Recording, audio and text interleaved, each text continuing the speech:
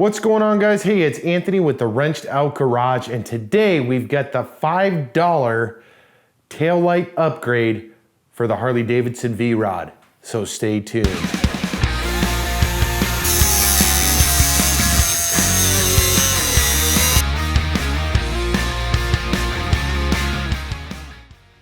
All right, guys, so thank you for tuning in to the Wrenched Out Experiments Wrenched Out Garage segment, and today we're featuring the V-Rod, and we're gonna talk about a $5 upgrade that I did quite a while back, actually shortly after I got the V-Rod, because the taillights were just absolutely killing me. I love the bike's design, as I've said many times over, and one of the things that really stuck out to me is the bike comes with the taillight system that looks like this.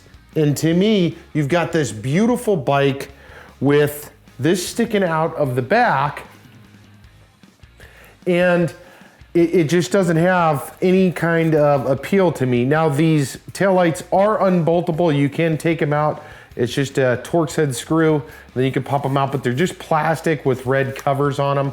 They are unique just for the V-Rod. As far as I know, they don't use these for any other bike. And then of course you have the lit up license plate bracket. Now again, it does stick off. It sits just about like that, and then it's covering up the rear tire. I wanted the rear tire exposed on this thing because it looks beautiful. I didn't mind the rear fender at all. I do think it has its place. It's got the LED third brake light here, or center brake light. But I just couldn't stand the way this looked. It looked kind of cheap and kind of an afterthought for it. So let's kind of walk through what we did. Now, I did shoot a video for this originally, and unfortunately, the video itself was kind of botched together. It was right when we were starting the Wrenched Out experiment, and I didn't get that great of footage. But I will show you a couple of clips from it because it does have some of the items that we used. So a couple of things that you'll need. Let's jump to the clip of the hardware. So I'm gonna take the stock front Harley V-Rod turn signal, and I'm gonna hook it into the back. And what I did was I went to Lowe's. This comes right off this mount. It just unbolts, and it hooks. This is what hooks into your mirror. And I went and got a couple of bolts just from Lowe's. Looks like this. I got this spacer, which is your 1/2 inch. Looks like that. They come in white. I just painted them black. And I got these bolts, which is right here, your 5/16 by 24 by 1.5 inch. Again, from Lowe's. And now what I'm gonna do, I also have a lock washer as well. There's a place I'll show you on the bike where I'm gonna mount this just like this, and all you'll be able to see is a small section of this with the light. So you're gonna need a couple of items from your local hardware store. I just ran to Lowe's and I got a couple of nylon lockers like you saw, and a couple of bolts.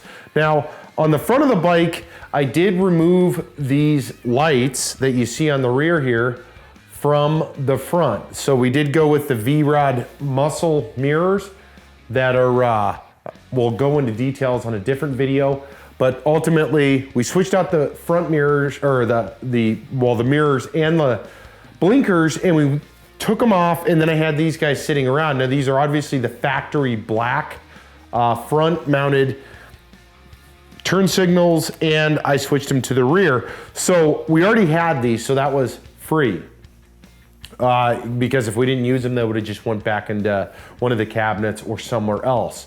So we took those off, and then I thought it through. There's got to be a way to mount this to the rear fender. Well, we found out the way to do that. Now, if we take a look at the side here, there's a reflector that sits right under this rear fender, and that reflector is just adhesive on. You can pop it off, and then behind that is the metal framing that holds this rear fender on.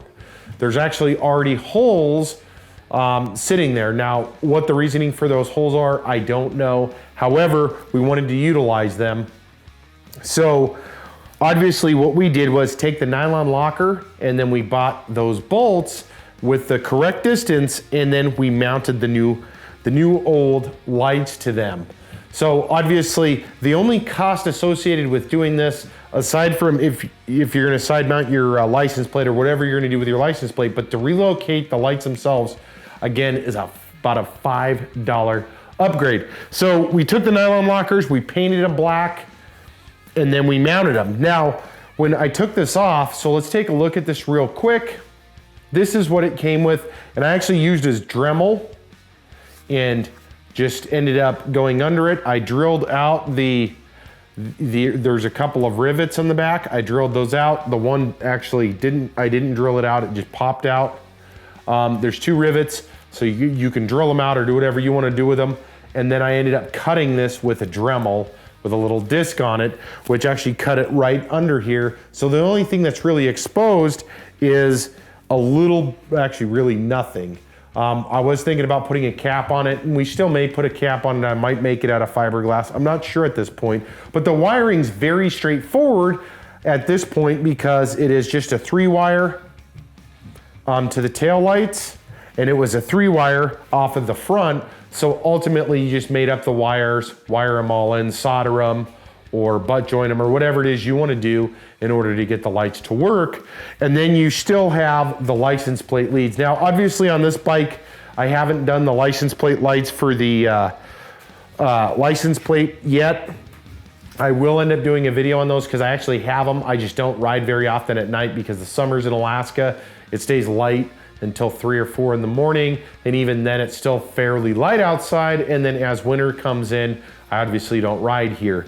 But I will do a video on that, on lighting up the license plate. But ultimately, that's all we really did was take the front blinkers off. There's already a metal frame mount under it. We got the nylon locker, painted it, ran it through. Now there are obviously options on where you want to run yours because that bracket runs all the way up to here. So if you wanted to drill it out and then move it forward to where it was a couple inches off of the shock, of course you could do that as well. We do have the tinted covers over them, and then they are running the yellows. I will actually probably end up turning them to red lights. I just haven't done that at this time. I do like this setup. I think it gives it more of a cleaner, kind of wide open look, especially because at some point we're gonna lower the back down just a little bit to give it a little bit of a meaner style, and we may go to a different fender altogether. But at this time, that's really what we're doing. So again, this is really one of the easiest and simplest modifications. I have been asked from some of the pictures that I've posted on what did I do to the tail lights on it, and that is it. So really all I did was had this tail light sitting, or actually they were the front turn signal lights sitting around after I did the upgrade, and thought to myself, what can I make or do different on the rear end without changing the fender at this time, because some of those upgrades are fairly expensive, and how can I do it? And this is what I came up with. So I hope you guys enjoyed this video. It's a fairly simple upgrade. I do have the relocation video. I'll put a link to that up above here. If you're interested in relocating your license plate as well. But really on this one, to give it kind of that mainstream look, to where, in my opinion, the lights actually flow with the bike instead of you having this big hunk of plastic kind of leaning over the rear tire and sitting like that. Again, I'm not a huge fan. I don't know why Harley decided to run with this. It's also just a huge piece of plastic all the way through. The turn signals look like crap in my opinion.